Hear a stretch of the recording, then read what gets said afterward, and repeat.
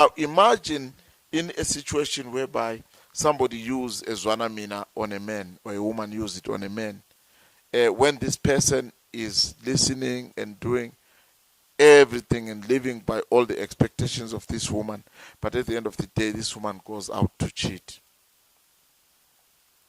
The family and the relatives there will be seeing this and will be coming maybe to tell this man or try to actually open up his eyes to say, no, this is not normal. A normal man cannot live like this. But I want to tell you that this person will not listen to you because he will have been made by those magics to listen to that person.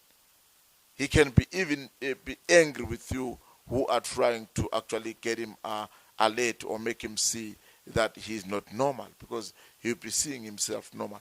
So that's where this Zwanamina thing will be looked upon as an attack, because it will be making somebody a zombie than being himself.